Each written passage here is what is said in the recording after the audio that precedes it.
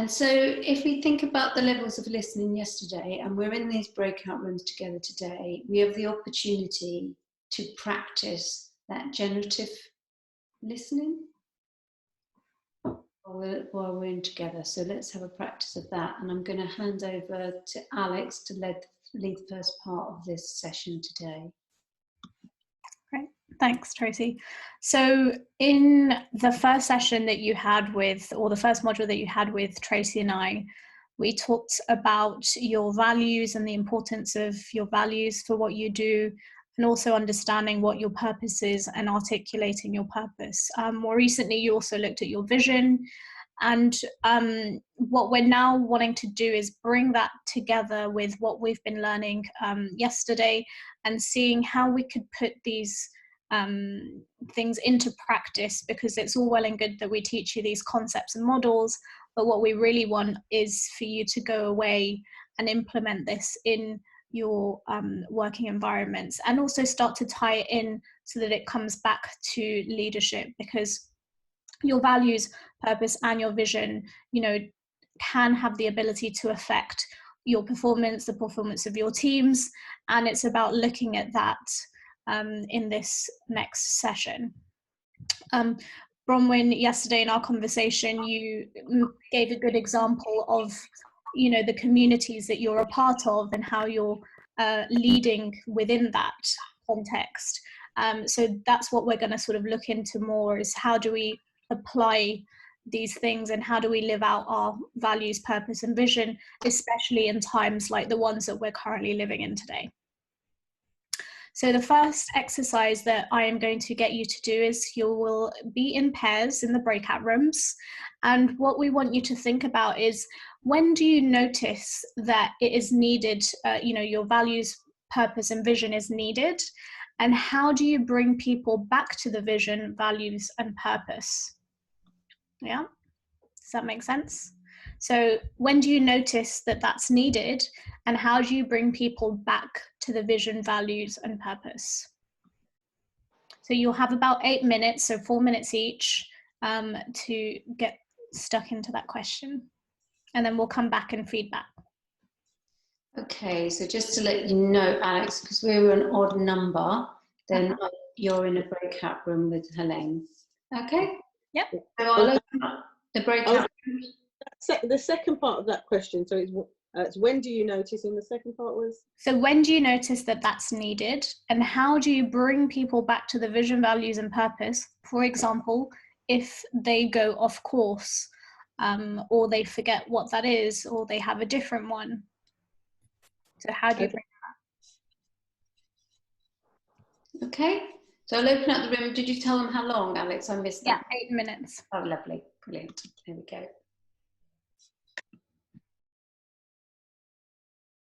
Record again, so we're back in, re-record the feedback. Right. So should we go with Bronwyn? Yeah, okay. Yeah, we struggled with this really. We had sort of two examples of when you kind of when you notice the values. One was sort of big corporations like Apple or Google, where you kind of realize you've got a product, and then the other two were a couple of examples of work situations where essentially where there's sort of conflict, or someone disagreeing, or being kind of quite challenging.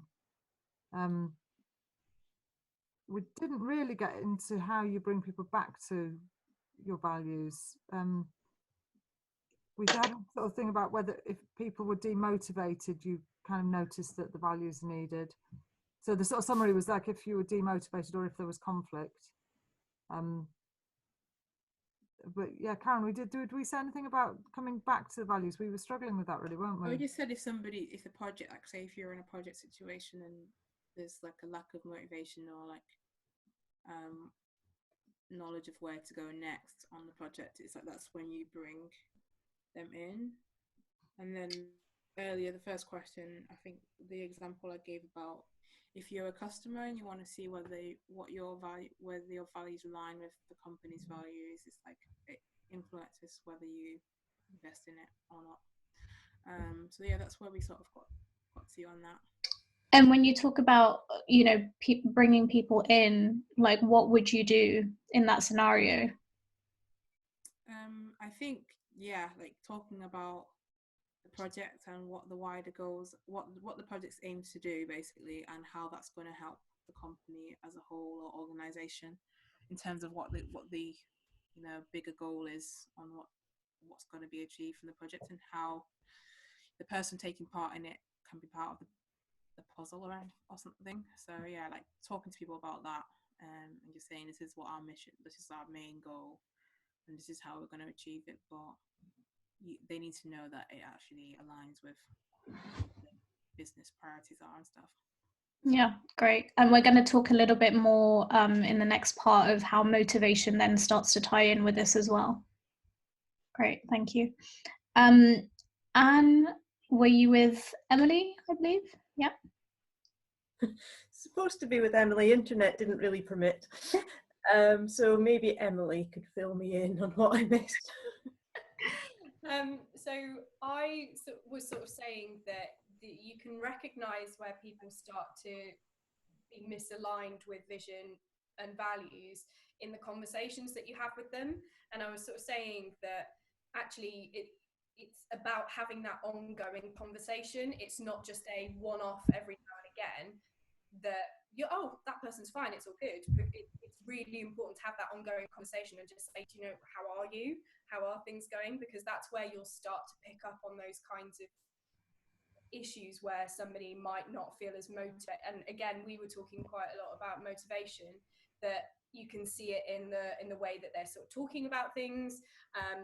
And then I spoke more about how you then realign those individuals back to it, and it's just about really giving them that space to talk about why they might be feeling like that, because you can't make any assumptions. And what I was sort of saying about motivation is that everybody's motivations to achieving those vision and values might be very, very different to what yours is. So it's all very well and good you turning around and saying, well, this is what I would do. And it goes back to those sort of listening levels that we were talking about yesterday, and then looking again at the dysfunctions of the team, actually giving them the space to challenge, giving them the space to sort of say, well, actually, this isn't working for me at the moment, and then chatting through the reasons why that might be. And I was sort of saying that the reason for that could be that right now, people's priorities might have shifted as a result of, you know, in, and equally some visions and values might have shifted with that. So it's really important as a leader to recognize where change has happened, and maybe sort of then being really clear, actually, we need to shift our vision, we need to shift where we're focusing to be able to give that drive and that sort of achievement. Because at the moment, if you've got a vision, so I use the organizational development team as an example, where before all of this, their vision was to provide development and get everybody to be the best that they could be, essentially by giving them development. But actually that's probably not very appropriate right now, because not everybody's going to be the best that they can, because it's such a new situation. So they would have to realign and make sure that people are still tapped into that. I love that. That's really around like having that flexibility, or kind of going with the flow of what's happening and the surroundings and circumstances, because that has an impact. Again, thinking about sort of systems and that yesterday, that starts to have an impact on how we look at our vision, values and purpose, and how we bring that into our day-to-day. Thanks for that, Emily. So I'm gonna head, did you want to add anything, Anne? No? Okay. And then Helene, we were chatting, and that sort of tied into a little bit of what Emily was saying at the start with the reminders. Yeah, I think, you know, from just picking up, I think what I'd said is meeting people or teams where they are, to bring them back towards the vision. I think when to recognise and to notice it is when their goals are not aligned with the purpose or and their focus has changed. You can see that maybe if we've got a team, someone or people within the team, the direction's changing. You know, I think that's when you notice it, and to bring them back in is really about aligning. We discussed about aligning them with with back to the vision, and like so, there are many different ways you can do that. By you know, I was just reading a community engagement document, and you know, it is a document that if you review throughout your project, it does sort of kind of bring you back to the vision, the benefits of why you're doing it, who's going to be engaged in this, how you're going to do that, and it is, you know, it's something that every time I kind of read it, think, okay, yeah, it can sort of kind of a document that can bring you back on track. And one of the last things I'd just mentioned to Alex when we were talking is that success means kind of the success of something and the journey of something. It means different things for different people.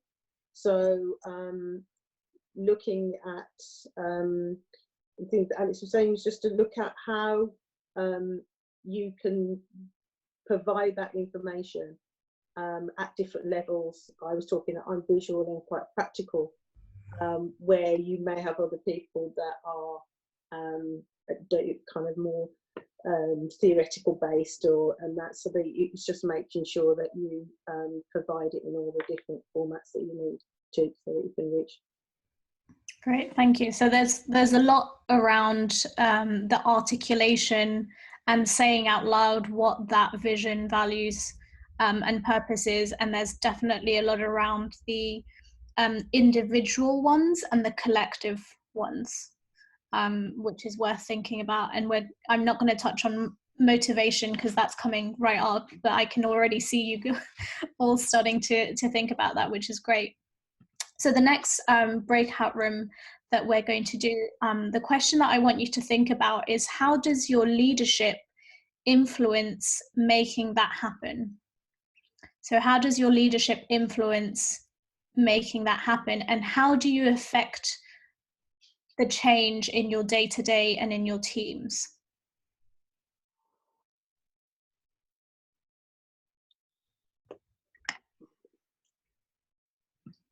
So I'm not sure if we've lost Bronwyn. Empty screen. You can put me in a room with her, and then I can put her up to date when she comes back.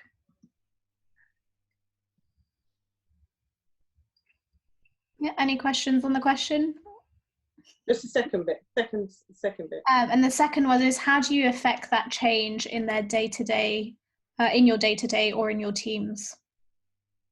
Okay.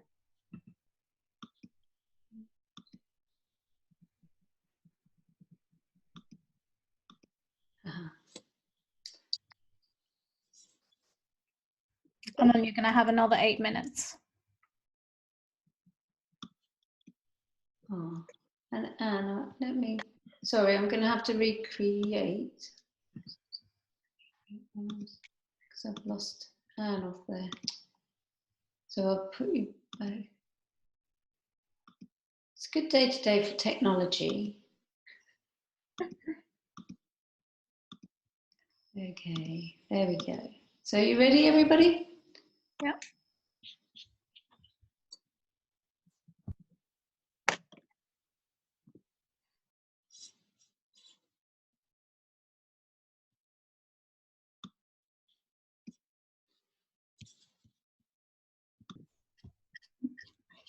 Okay, everybody back? Excellent. Great. So let's work backwards. Should we go with, let's go with Anne to start off with. Okay, so the first question about leadership, I was saying that I think I'm quite a good listener. And so I was sort of picked up on Emily's comment about giving people the space just to air frustrations. If you've got someone that's presenting challenging behaviour or demonstrating a lack of motivation or something, then I think my leadership style would offer them that space just to talk it through. and yeah, without judgment, or just to have a sort of open conversation about it. And then we got on to talking about being adaptive and recognizing the different needs of different people and being adaptive to that. But it's not always easy. It's not always easy to read someone, and sometimes you've just got to ask directly what's best for them and what suits them and how things can be better for them. And it's such a simple thing to do, but so often overlooked, to just ask. Yeah. Thank you. Emily? I was sort of saying that a natural sort of style for me, and I know we're focusing on this much more next week, is that using those kinds of coaching questions tied in with that space. So asking a question that's open, that encourages people to give a little bit more than a yes no answer, will really help you to understand and be able to influence where you might then go with this. Because sometimes the conversation is, do you know what, I'm really stuck, I desperately need your help, and that's absolutely fine. But sometimes the individual might talk them through the solution themselves and say, well, do you know what, it's not entirely clear what my objectives are at the moment, and maybe I need a bit more clarity. So then you as a leader can sort of recognize that and say, okay, so let's do some work about making your objectives clear, and that flexibility in the way that you communicate as well, I think is really important. So that, and I think it's just really playing to your strengths as a leader as well, recognizing actually, so Anne's got fantastic listening skills. How do I give my peers, my colleagues, the space to air out their frustrations and understand how we can move positively forward? Yeah, that's really good. And I think Bronwyn touched on that briefly in terms of her me scan, and like leaning on those things that are your natural talents in order to influence. Really good point. Thanks. Bronwyn? Yeah, mentioned you.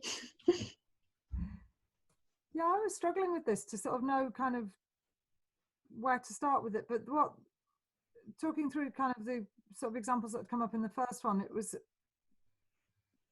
with one example, it was more someone who was being very, very difficult, but kind of sort of quite ongoing and not really shifting anywhere, just to try and kind of carry on this, being very sort of just giving somebody time, letting somebody get off their chest, being courteous. But then the second example was somewhere where there's a much more kind of aggressive, problematic behavior in say a meeting, and that was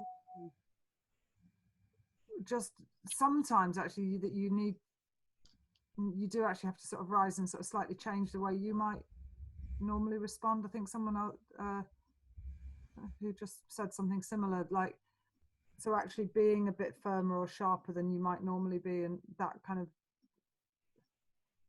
finding a way to actually let someone know that what they're doing isn't really okay. And also kind of acknowledging that being aggressive and sort of unpleasant to people in a meeting isn't, people kind of make excuses for it, I think, but actually that it's not okay. It's not okay. But it's really difficult to actually challenge that sort of behaviour in a professional environment. It's quite unexpected. You don't often come up against it, I don't find. I mean, yes, you would have done maybe 30 years ago, but you don't generally find people being as sort of unaware of how they're being. So yeah, just in a way that you're very conscious that you don't like it, but it's quite difficult to challenge. But the one time I challenged something, you kind of ended up stepping out of your own comfort zone to challenge something. Yeah, thanks for that. I think that that's definitely something worth thinking in terms of it's a relatively not difficult thing to influence people when they are not having those sorts of behaviors, but actually how do we do that in the context of having someone that has more of a challenging personality? Yeah. So it's worth thinking about. Thanks. Yeah. Karen?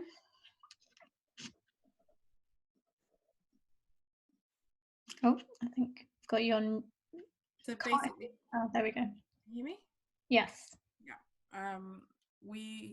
sort of I sort of identified the fact that we're part of a bigger team and we work with different departments. So it's that ability to kind of, everyone's got their different idea of success, and kind of finding ways to funnel that into one sort of route, and then also utilizing like different skills from each department or person, and recognizing what role each person can play in like a project. That was where that's the sort of angle that I approached it. Great, thank you. Helene?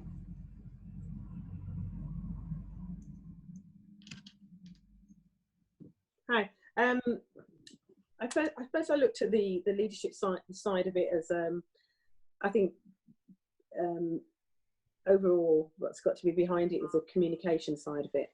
You know, I think that it has to, in terms of communicating the message, and also communicating it in a way that allows people to be accountable for you know, in terms of all the different activities that are in terms of all the practices and everything that's being done.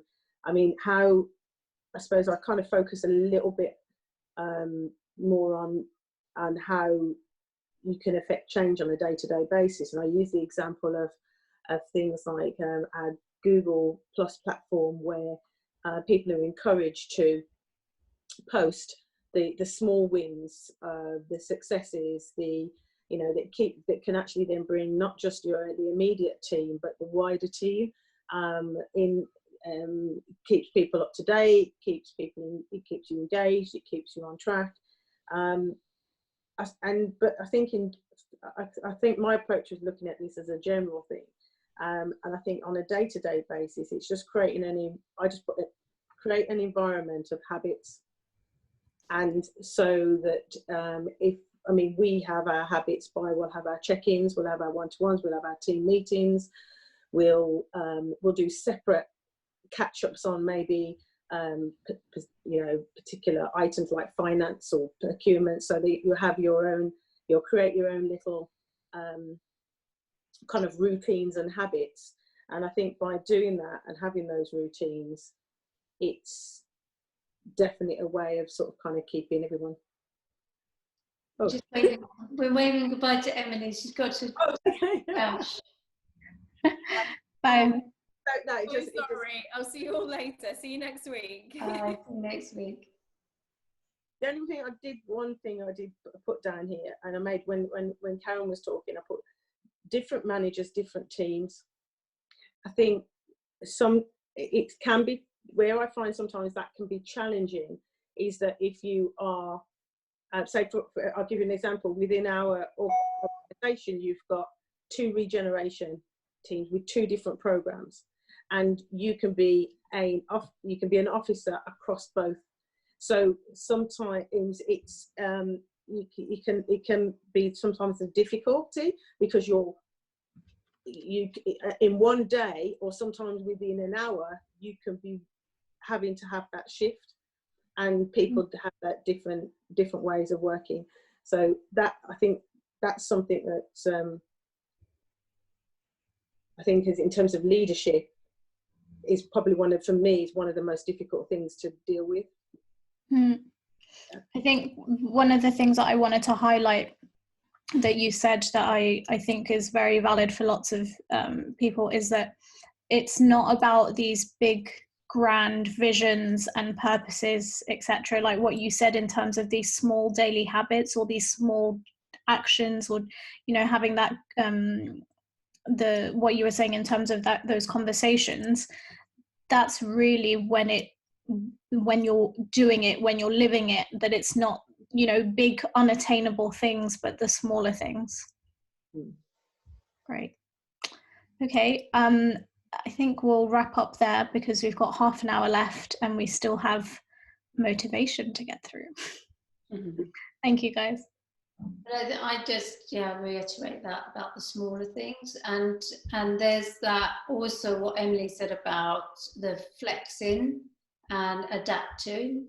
There's a need for that. The times change, and we did talk about systems yesterday. You need to be aware of the bigger picture and the system that you're working in, and that what Helene's just said is just working in across two, but the vision stays the same even across the two teams, isn't it? The overarching vision is the same, and it's just learning, and that's all around emotional intelligence, staying yourself, holding your values, your own leadership style, but recognizing what the person in front of you needs.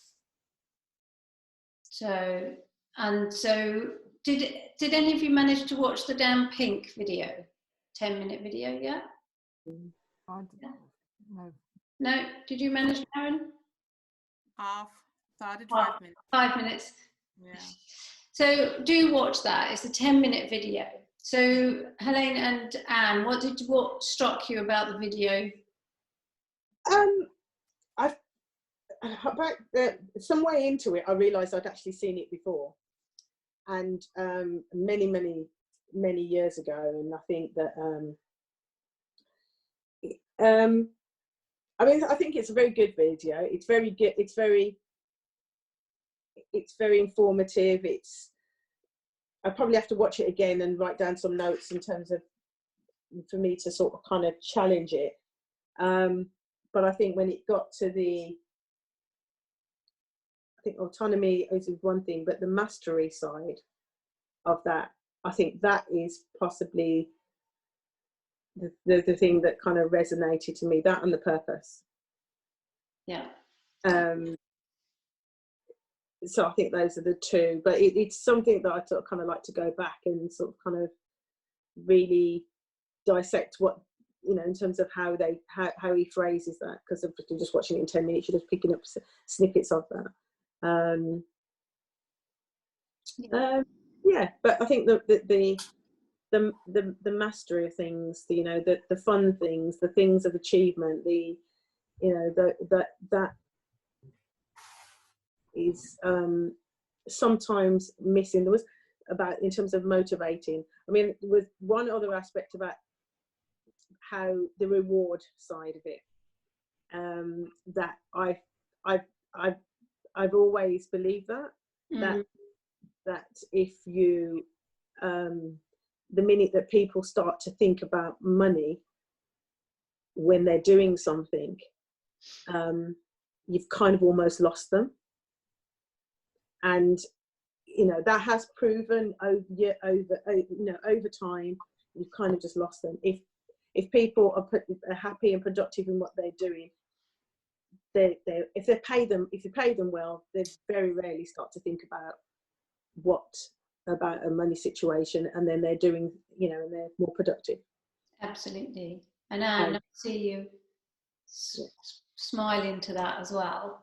Yeah, well, I mean, I just like the bottom line, which was treat people as humans. That was ultimately what he was saying. You know, don't treat humans as machines. Recognize that they're humans, that they have values, and that they will work and produce and perform if they see the value in what they're doing. If they have the skills, then they'll take as a reward. They don't need money as a reward. They just like that sense of making a contribution to a greater purpose.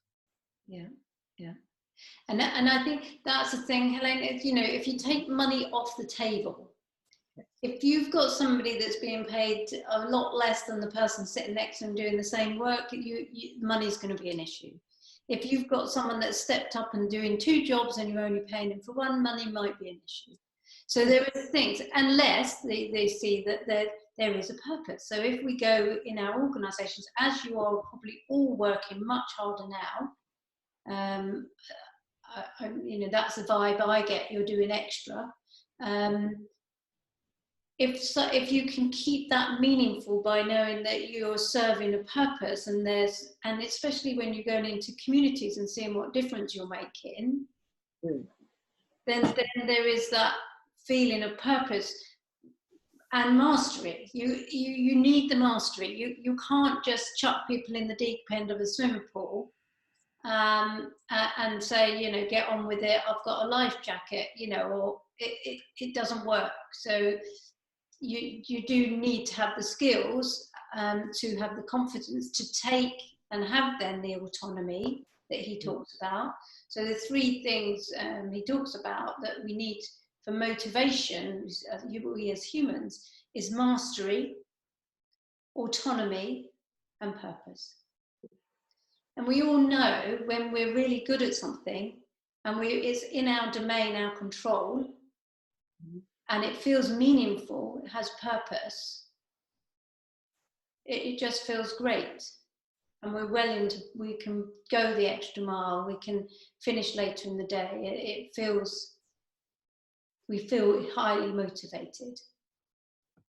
I remember when years and years ago, I had a mentor, and they said to me, if you could find a career or do something that you would do without being paid, he said that is the direction that you need to go. I was changing careers, and and I wasn't sure what to do, and I was like, well, would you carry on doing it? Yeah. If you won money tomorrow, would you still drive? Would that be your driver? Would that be your purpose? And I think that I said so that I've always believed if you take money away from it, and you create a whole set of people that are more invested and have a kind of a truer purpose and understanding of what they. You just get the better, the people just generally.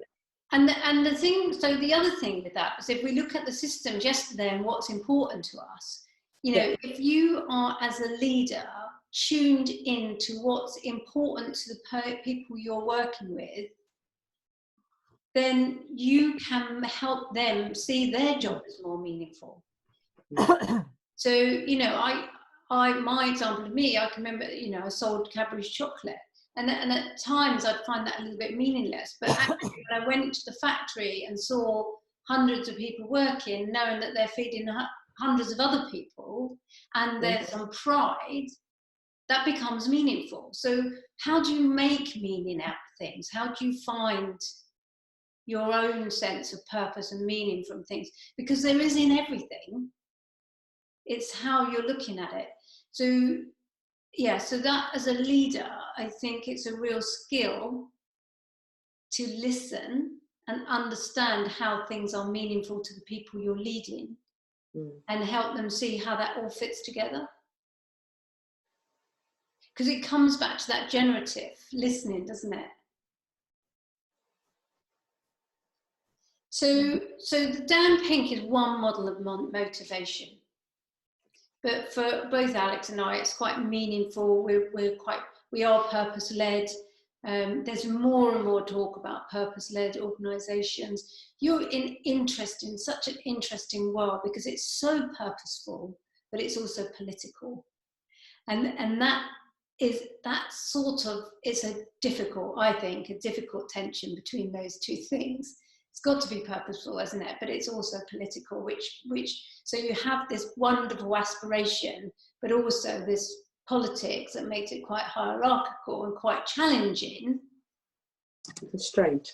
It's strange, isn't it? It is strange. So you're working in that dynamic that you're doing things that are really meaningful, but at times it can feel like treading treacle. So on that, so we're now at 4:10. So it's just really to think about for you as individuals, if you are leaders, as you are leaders, and you are in your world motivating the people around you, no matter who they are, whether they're your social life or in work, but if you think of work examples, that's good. What helps you, what facilitates, what of your talents facilitates helping others find purpose and meaning and mastery and autonomy, so trusting that means, and what will get in your way as a leader from doing that? Does that make sense?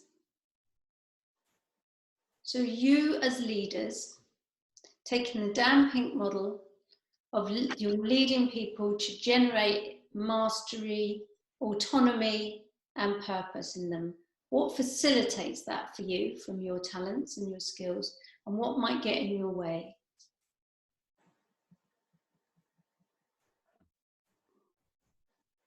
So I'm going to put you into breakout rooms now. Nice and neat. I think Patricia will probably come in just as we, anyway, let's see if she can. Great. Anne, who were you with last time? With Emily. Oh, okay, so it doesn't. Right, so I'm going to put you there. I don't think. Right, it might be new people. There we How go. long do they have? You're okay, because there's 4 of us, so. No, how long do they have for the breakout? Oh, sorry, 10 minutes. 10 minutes. Thank you. Have you got the, yeah, I've got them. Okay, we're back. We're back in the room. So, okay, so how was that? Yeah, it's quite interesting. Yeah, it's interesting. So, should we just have a quick chat through what's come up for you? What's the insights that came out of there for you? What facilitates you as a leader and what might hold you back? I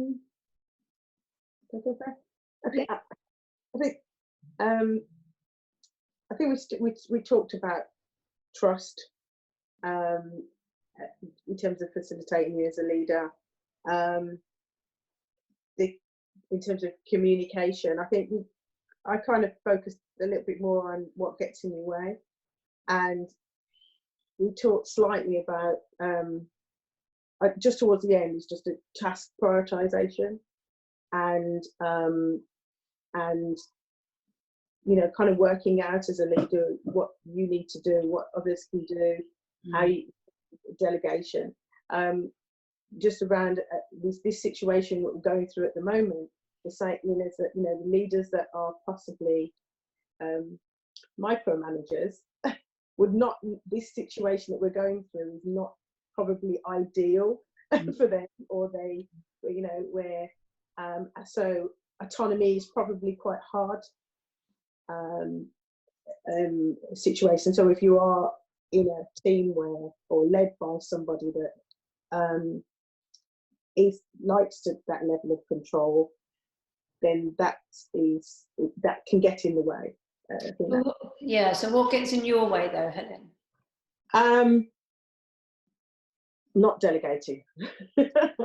Not delegating. And I just I shared with Anne something I shared with Karen before, is about doing the exercise of task prioritization, going back to some of the things that I used to do ages ago, and just looking at what's important, what's not important, and that. So I don't divide my time. I start off well and then get caught up in being reactive rather than proactive approach, and then have crazy, you know, just have all the deadlines have caught up with you. You've got a list, and then have to have that negotiation with yourself. But yeah, so I think what gets in my way is not prioritizing tasks, but it's something I've started to do more recently, and I'm finding that it is helping, because you can set it for me. Then it allows you, what to do is allows you to set expectations, and put that.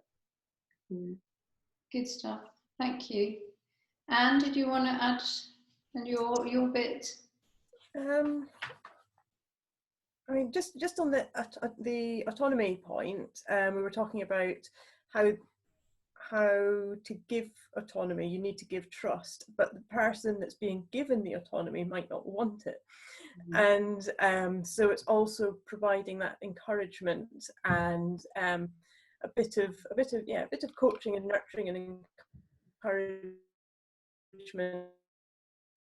to so that they believe in themselves and are willing to take responsibility. Maybe setting out what the terms of that autonomy is, and letting them know that you're still there. Just because you're giving that responsibility, you're still there to support them if they need it. You're not just setting them up to fail.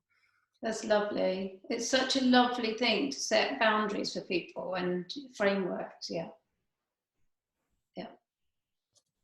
So what's going to stop you, Anne? Well, I've got a problem delegating as well, and it's I'd like to think it's not because of me being a control freak, but just simply it's just bad project and task management that yeah, I'm a bit reactive as well, and I just sort of plow on through what I need to do, and well, things go by the wayside rather than me going, oh well, here's something that I'm not going to get round to, but I could give it to so and so to run with. Yeah. Okay. Thank you, Karen.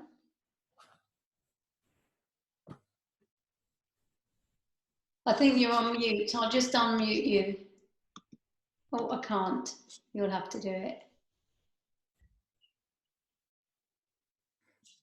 Yeah. I talked about like sort of my ability to bring people together in one room, and then we started having a conversation about how we can learn from one another. So creating an environment where people can actually learn from one another rather than like trying to seek training, you know, additional training. So it's like we've all got knowledge that we can pass on to each other, and creating opportunities to do that.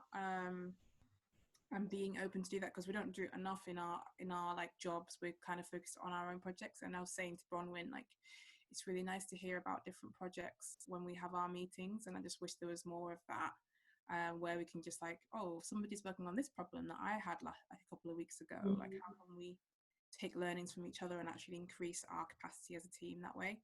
And then the other thing what I thought about was what could get in the way of that is, again, like when you're working in across like an organization where there's lots of departments, is like whether people aren't open for change. So different ways of doing things, identifying where you see that there's like inefficiencies in your job or processes, is like if people kind of like want to stick to the status quo and not really open for change, that's one of the things that could get in your way as a leader, where you're just trying to like, you know, be more efficient or like cut out some of the difficulties of the same problems that you've experienced over time, which happens a lot in the council. So yeah. Yeah. So what would get in your way though, Karen? Oh, in my way, yeah, if people aren't willing to share, that's that's not right. That's other people. okay. What get in my way of For yourself? For the whole sharing? You, yeah. What would stop you? Yeah, personally, what do you have as blockers potentially? Oh, I guess like maybe confidence in speaking and saying my ideas, or the confidence to actually speak up. That probably would be my way. We got there in the end. That's lovely. Thank you, Bronwyn.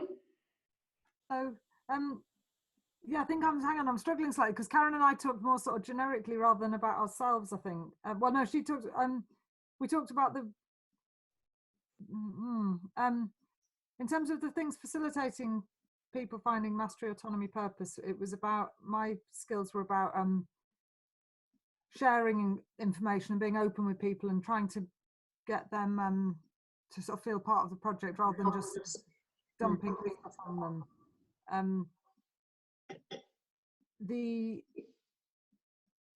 And also that's the autonomy has been a good thing in a team. I'm part, like a small team where there's two of us who are equals, and that's about trying to be quite clear with each other about who's doing which thing and owning tasks, and that's about that autonomy, definitely. And that comes from, I suppose it's related to the mastery, because it's like specific things that play to more one person's knowledge and skills more than the other person's.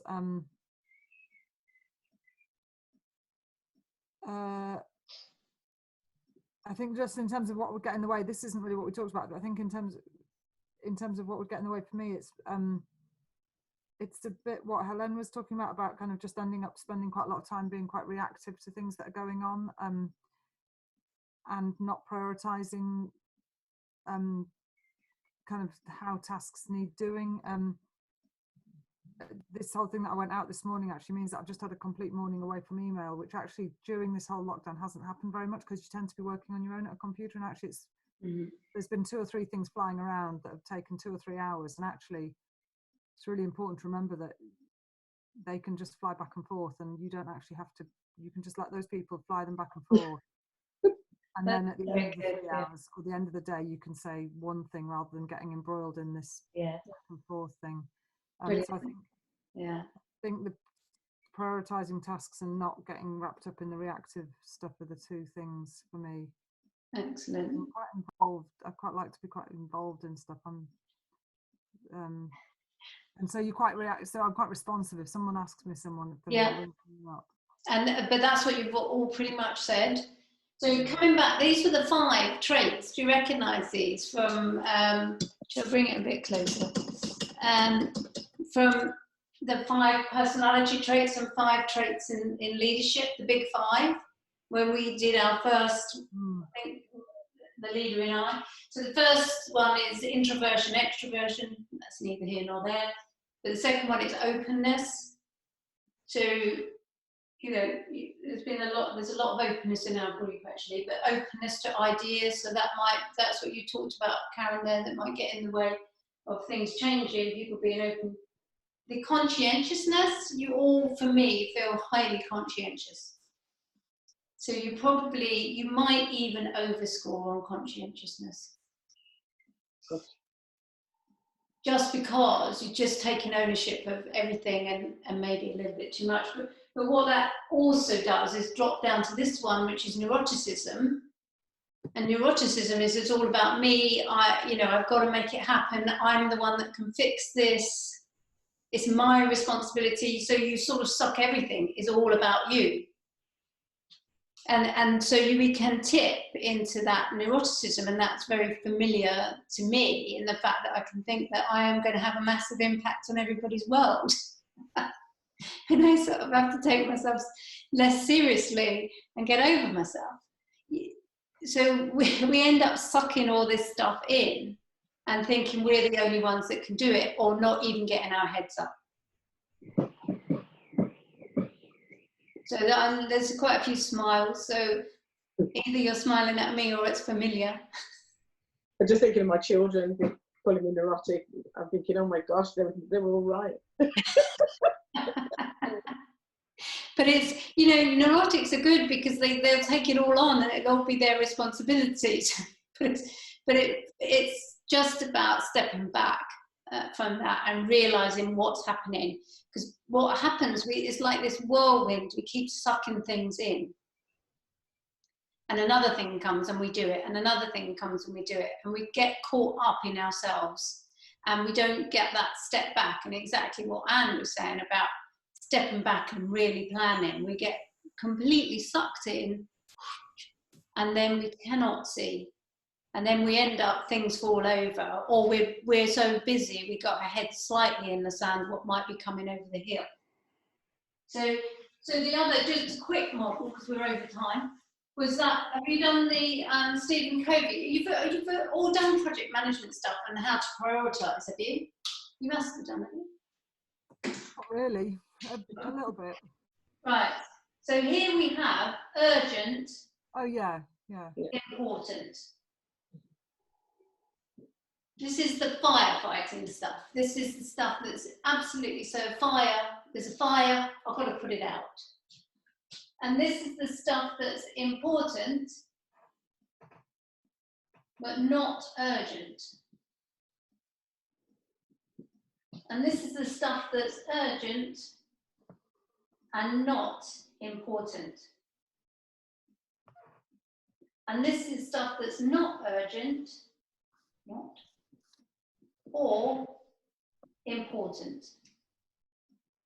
So let's think about this. Urgent, not important, emails coming in. Bronwyn, you've just described that beautifully. All day long, these emails are coming in, they're urgent, they're hitting your screen, but they're not actually important. And we end up attending to them. We attend to this stuff because it's firefighting. It's got to happen, it's urgent, it's got to happen now. And what happens is we leave this stuff. And then before we know it, that tips into here, or it falls off. And this stuff is probably, I can't think of anything that's not urgent, not important. Maybe looking at Twitter. I'm just thinking of me, yeah? Or Instagram. It's neither, it's just a distraction. Yeah. And so what you're trying to do, if you start your day and thinking, right, what's in what quadrant, you have a chance of dealing with this stuff. This non-urgent but important. Tracy, something I put in that bottom where you've got the X was I was asked to I was asked to somebody was actually studying regeneration and they wanted some information there, and I looked at it and I thought, oh, you know, that would be really nice to kind of get involved with, but I didn't have to. It didn't have to come from myself, so I passed it on to somebody else who had the capacity to do that, and in the timeline I did. So it wasn't urgent. It wasn't important to say to me. It was important to them, and those are all of those things that sometimes are just actually some things that you actually might like enjoy doing. Yes. But when you've got a lot of things in all the other boxes, it shouldn't be that high on the list of priorities. No, and that's really good. So when I was working, I'd make time. So because it was so important to me to work on projects and do things that were different, even if I was busy, I would make time and put myself on task force or lead. I tend to lead things. So I'd go on and lead, and because it was important and it fed my purpose. Yeah. Yeah. But in a way, it was here because it was all about me developing as a leader. Yeah. So yeah, so that's it is a really useful tool. Just thinking about that. So that's been lovely today. Should we announce? We're sort of on time because we started a few minutes late. And so should we go around and just do how everyone's feeling and just what's your key takeout from this session? I'd like to know what your key takeout is, and I would like to know how you're going to implement this key takeout in the next couple of weeks, and in your leadership. So I'm going to come to Karen first. I was thinking, can you not tell my thinking face? Like... I know, it was your thinking face, but I think you already know, Karen. That's why I've come to you first. But you just have to not think about it, just say it. Yeah, I think again, like the one thing that I got out of it was just about how you can play more of a role of like in your job and you as a person of like using that mission and vision and values to bring people together, but also like help each other out in the project and just be a bit more like effective as a team.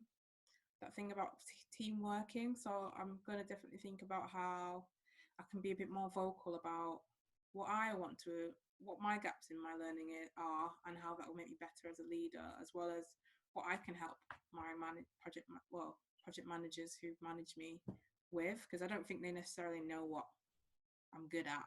You know, it's not very evident. So it's very more like doing like a skills capture of what things could you potentially help with that they haven't actually identified. So yeah, I'll do a bit more of that.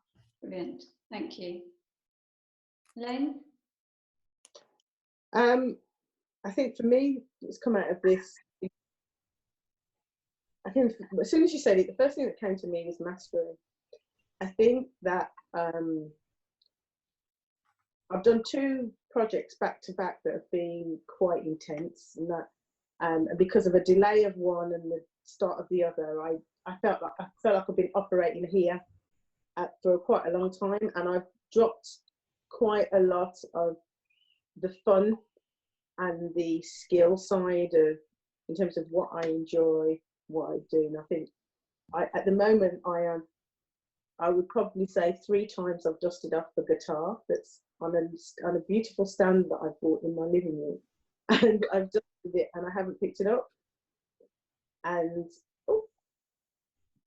We lost. Sorry, I lost you. And yeah, so yeah, I think that is probably what I'm going to take from this, is that I think everything has its purpose. Everything has its value to what you do and how you feel when you're doing that. And I think if I start feeling better, then I might start, feeling better about what I have to do when I sit down in this desk. I think that's really good. Tomorrow morning.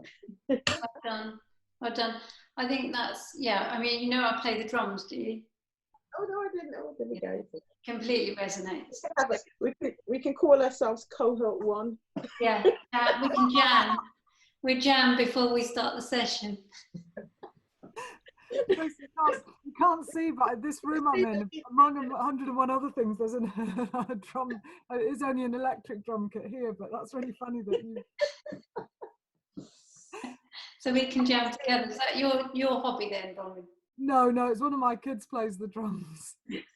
But it's kind of, there's just like, yeah, that's really funny that it's kind of after like 3 weeks of looking at each other on the screen, there's like a connection in the room. That's it.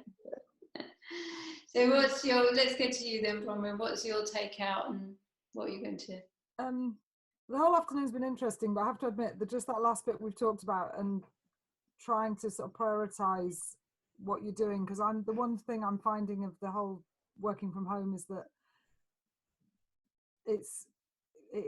I'm finding it, there's a lot of distractions, there's people around, I'm things are taking longer, and this thing of like being on email the whole time and being on the phone the whole time. So just trying to prioritize and be, especially actually the last few weeks have been quite reactive because of a lot of the things that have been going on in the projects I'm working on. Just trying to really prioritize it. I guess it comes back to the conversation we had about challenges yesterday. That was useful. Just trying to prioritize how to actually move things forward rather than just this sort of constant reactive, sort of being in touch with people. So that for me is the kind of really useful sort of reminder really, and sort of. Excellent, thank you. Yeah. So Anne. Yeah, I mean, there's so much here all afternoon. I could take away anything from all the exercises, but I'm going to focus on the one around how my leadership style and how I can motivate other people. And I think, especially at the minute, I mean, we're all struggling with motivation, I think, in lockdown, and you kind of forget about how other people are struggling with it. And even though we're connected with the team, we can still do our work and we can still speak to people. It's that kind of support. And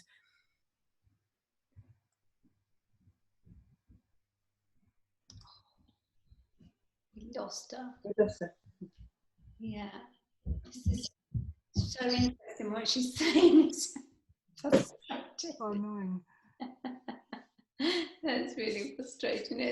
We've done really well with that, though. We only lost her once and now this time. So maybe we can get her to email us with her share. Oh. I think she definitely won. Yeah. Okay. So, how are we all feeling? Good? Yes. Sun is shining. It's Thursday. You look lovely in the sunshine. I mean, I'm in front of a window, so I'm going to get my tan. Your vitamin, is it vitamin D? Yeah. Oh, yay. So it was so interesting what you were saying, Anne. Carry on. Yeah, just thinking about motivating others, especially within the current context of lockdown and having to do it all digitally. Brilliant. Is the potted answer. Thank you. Well, we're on next week and we're going to do the coaching. I know you're not with us next week, Anne, so we're going to video it. The only thing is that quite a lot of next week is going to be practice, but I am going to be having one-to-ones with you. The way I thought I'd do this time, our one-to-ones, last module I did it before the module, and I was thinking of doing it before these modules, but then I thought, actually, if we go through these sessions, and then at the end of next week, you'll have been through the whole thing around motivation and how you motivate others, and then I can coach you on what's come out of it for you and what you want to work on. So then our coaching will be focused on the key things that have come out of this module rather than going into the module. Does that make sense? It felt like it was the right thing to do. So Anne, we will record next week for you, and then maybe we have a bit extra time just to catch up on some of the, and you can practice with me some of the things that they're going to practice next week. Great. Okay, thank you. All right, that's lovely. Well, that's it from us then for today. Until next week. Stay well, everybody. It's lovely to see you all, and see you, most of you, next week, and maybe you the week after, Anne. Yeah. All right, brilliant. Bye, everyone. Thanks. Bye, everyone. Bye. Bye. Bye.